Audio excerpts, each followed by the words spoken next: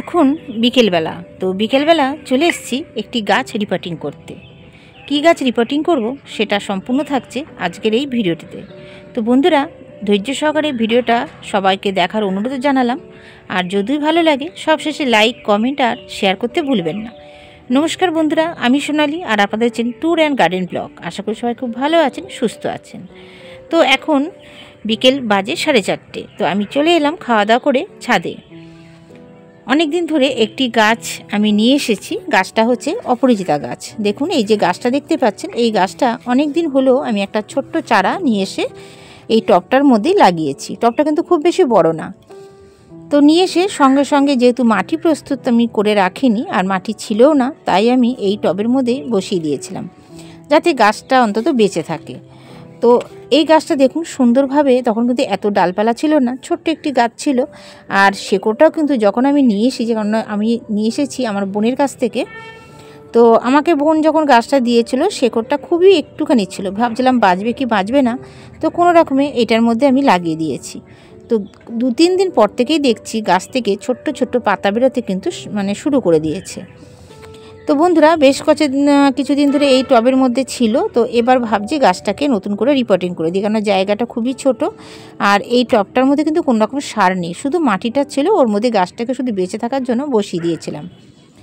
তো আজকে এই গাছটাকে রিপোর্টিং করব, কিভাবে করছি আর কি কি দিচ্ছি সেটাও সম্পূর্ণ আজকে তুলে ধরছি। তো বন্ধুরা চলুন ভিডিওটা শুরু করা যাক। তো এখানে দেখাচ্ছি বন্ধুরা, এই যে মাটিটা দেখতে পাচ্ছেন, এটা সম্পূর্ণ কিন্তু পুরনো মাটি।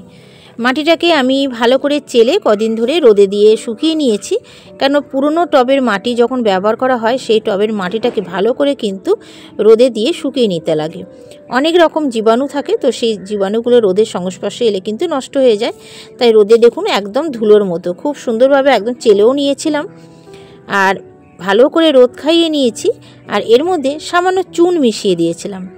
চুন দিলে মাটির উর্বরা শক্তি কিন্তু অনেকটা বৃদ্ধি পায়।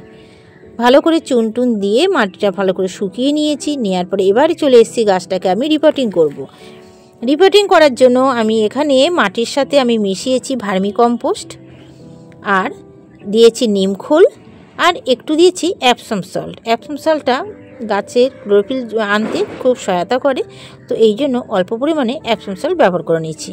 এছাড়া কিন্তু আমি আর কোনো কিচ্ছু এই মাটিতে এখন মেশাবো না, কেননা গাছটাকে প্রথমে আগে বাড়তে দেবো। গাছে এখন অতিরিক্ত খাবার আমি কোনো মতে দেবো না।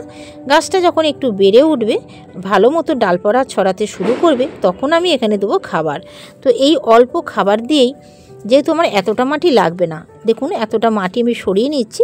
আমি এইটুকুনি মাটির মধ্যে কিন্তু সারটাকে মিশিয়েছি। তো ভালো করে মাটির সাথে সারটাকে মিশিয়ে নিচ্ছি। প্রথম অবস্থায় গাছে অতিরিক্ত খাবার দিয়ে আমার মতে গাছ বসানো উচিত না। আমি কিন্তু এই পদ্ধতি করেই কিন্তু সব গাছ বসাই। তো গাছ যখন একটু বড় হয় তখন আমি খাবার দিতে থাকি।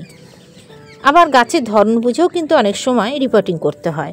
সব গাছে কিন্তু আবার সব একভাবে রিপোর্টিং করা যায় না, এক একটা গাছে এক এক রকম পদ্ধতি থাকে। তো ভালো করে মাটির সাথে মিশিয়ে নিলাম। এবার টব থেকে আমি গাছটাকে খুব আলগাভাবে বার করে নিয়ে আসবো। দেখুন বন্ধুরা, গাছটাকে আমি বার করে নিয়ে এসেছি। একটু মাটি ওপর থেকে সরে গেছে, এতে কোনো অসুবিধা হবে না। গাছের শেকড়ে কিন্তু কোনো রকম ক্ষতি হয়নি। আর দেখতে পাচ্ছেন কদিনের মধ্যে গাছটায় কীভাবে শেকড় ছেড়েছে।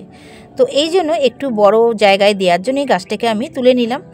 তো এইবার নিচের অংশে আমি কিছু, যেহেতু এরকম ইটের খোলা দেওয়া ছিল, এগুলোকে সব সরিয়ে দিয়ে গাছটাকে রিপোর্টিং করব। আর গাছটা রিপোর্টিং করব, একটা এরকম বালতি নিয়েছি আমি, প্লাস্টিকের একটা বালতি নিয়েছি। এইরকম বালতির মধ্যেও অনায়াসে কিন্তু গাছ খুব ভালো হয়। আর নিচে দেখতেই পাচ্ছেন দুটো ছিদ্র আছে, জল যাতে বেরিয়ে যায়, আর সাইডেও কিন্তু ছিদ্র করা রয়েছে। এই অংশগুলো এবার খোলাম কুচি দিয়ে এইভাবে আমি ভরাট করে দেবো। ভরাট করে দিয়ে এবার নিচে অল্প পরিমাণে আগে আমি মাটি ছড়িয়ে দেবো।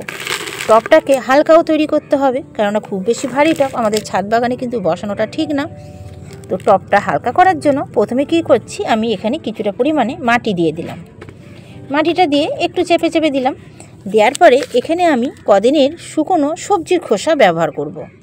দেখুন এখানে একটা বড় গামলার মধ্যে আমি আমার রান্নাঘরে যত সবজির খোসা থাকে সেগুলোকে কিন্তু ব্যবহার করি। সমস্ত এরকম করে গামলার মধ্যে দিয়ে রাখি আর রোদে কদিন ধরে ভালো মতো করে শুকিয়ে নিই। ভালো করে শুকিয়ে নেওয়ার পরে সেইগুলোই কিন্তু মাটির সাথে আমি ব্যবহার করি। তো এই যে শুকনো, আমি কিন্তু কাঁচা দেবো না, যেগুলো শুকিয়ে গেছে সেরকম সবজির খোসাগুলি আমি একদম নিচের অংশে ছড়িয়ে দেবো। এতে কি হবে, আস্তে আস্তে যখন গাছের শেকড়টা নিচের দিকে পৌঁছাবে তখন কিন্তু এগুলো অলরেডি ডিকম্পোস্ট হয়ে যাবে, সারে পরিণত হয়ে যাবে। আর এই যে আলুর খোসা, পেঁয়াজের খোসা, এতে কিন্তু প্রচুর পরিমাণে পটাশিয়াম থাকে। এই পটাশিয়াম গাছে ফুল আনতে কিন্তু প্রচুর পরিমাণে সাহায্য করবে। তো অবশ্যই আপনারা এইভাবে গাছ বসাবেন আর এরকমভাবে সবজির খোসাগুলোকে ব্যবহার করবেন। সবজির খোসা কাঁচা অবস্থায় কখনও দেবেন না। কাঁচা অবস্থায় সবজির খোসায় যে রসটা বের হয় সেই রস কিন্তু গাছের পক্ষে প্রচণ্ড ক্ষতিকারক। তো যখনই আপনারা সবজির খোসা ব্যবহার করবেন তখন সেই সবজির খোসাগুলোকে ভালো করে 3-4 দিন রোদের মধ্যে শুকিয়ে নেবেন। এখন শীতকাল, সবজির খোসা কিন্তু খুব তাড়াতাড়ি শুকিয়ে যায়। তো ভালো করে শুকিয়ে নেওয়ার পরে তখনই কিন্তু এই সবজির খোসাগুলো আপনারা গাছের জন্য ব্যবহার করতে পারবেন। গাছের খাদ্যও তৈরি হয়ে যাবে আর আপনাদের টবটাও কিন্তু হালকা হবে।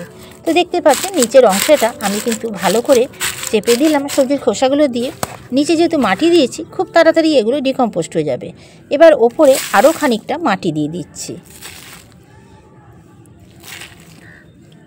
ওপরে বেশ কিছুটা অংশ মাটি দিয়ে ভরাট করে দেবো। আপনারা সবজির খোসা না থাকলে নিচে কিন্তু পাতাও দিতে পারেন। যদি ভাবেন সবজির খোসা ব্যবহার করবেন না, তাহলে শুকনো পাতা থাকলে সেই পাতাও কিন্তু নিচে বিছিয়ে দিতে পারেন বেশ খানিকটা জায়গা, তাহলে টবটা অনেকটা হালকা তৈরি হয়ে যাবে। আমার চ্যানেলে এর আগেও কিন্তু টব হালকা করার জন্য কিভাবে মাটি প্রস্তুত করবেন সেটাও দেয়া আছে, যারা এখনও দেখেননি অবশ্যই দেখে নিতে পারেন। তো বন্ধুরা দেখুন বেশ খানিকটা মাটি দিলাম। এবার ঠিক মাঝখান বরাবর আমি গাছটাকে বসিয়ে দেবো। গাছের মাটিটা যেহেতু খুব ঝুরঝুরে আলগা ছিল, যা দেখুন মাটিগুলো পড়ে গেছে অনেকটাই, কিন্তু মাটির শেকড়গুলো ভালো রয়েছে। তো ঠিক মাঝ বরাবর গাছটাকে বসিয়ে দিলাম। বসিয়ে দিয়ে এবার চারপাশ দিয়ে মাটি দিয়ে দেবো। আর আরেকটা জিনিস আমি দেব, যেহেতু এটা লতানো গাছ, একটা অবলম্বন হিসাবে আপাতত একটা ছোট আমি এখানে লাঠির মতোই দিয়ে দিলাম। এবার চারপাশ দিয়ে মাটি দিয়ে গাছটাকে সুন্দরভাবে প্রতিস্থাপন করে নিচ্ছি। চলুন বন্ধুরা একটু পরে আবার দেখিয়ে দিচ্ছি আপনাদেরকে। দেখুন বন্ধুরা গাছটা প্রতিস্থাপন করা হয়ে গেছে আর আমি কিন্তু বেশ খানিকটা জায়গা অংশ খালি রেখে দিয়েছি, কেন পরবর্তীকালে এখানে মাটি, সার এগুলো আমি দিতে পারবো। আর মাটিটাকে কিন্তু একদমই এইভাবে চেপে চেপে দিয়েছি যাতে কোনো অংশ ফাঁকা না থাকে, এই জন্য এইভাবে চেপে চেপে দিতে হয়। তো এইবার আমি ভরপুর এখানে জল দিয়ে দেবো, দিয়ে 2 দিন রাখবো শেডের নিচে, কেন যেহেতু গাছটাকে নতুন রিপোর্টিং করেছি তাই 2 দিন আমি শেডের নিচে রেখে দেবো। এবার আমি দিয়ে দিচ্ছি ভরপুর জল। আর নিচে ছিদ্র যেহেতু আছে, মাটিটাও কিন্তু একদম হালকা মাটি, জলটা অনায়াসে কিন্তু ছিদ্র দিয়ে বেরিয়ে যাবে। তো দেখুন জল দেওয়া হয়ে গেছে। এবার আমি কিন্তু আর একদিন একদম জল দেবো না, যখন ওপরে মাটি আবার শুকাবে তখনই এর মধ্যে জল ব্যবহার করব। তো বন্ধুরা ভিডিওটা কেমন লাগলো অবশ্যই জানাবেন। যদি ভালো লাগে আবারও বলছি লাইক, শেয়ার, কমেন্ট করতে কেউ ভুলবেন না। নতুন বন্ধুরা আমার চ্যানেল যারা ভিজিট করছেন এখনও সাবস্ক্রাইব করে নেননি, প্লিজ বন্ধুরা চ্যানেলটিকে সাবস্ক্রাইব করে পাশে থাকা বেল আইকনটি প্রেস করে দেবেন। সবাই খুব ভালো থাকবেন, সুস্থ থাকবেন। দেখা হচ্ছে আবার পরবর্তী কোনো নতুন ভিডিওর সাথে। টাটা বন্ধুরা।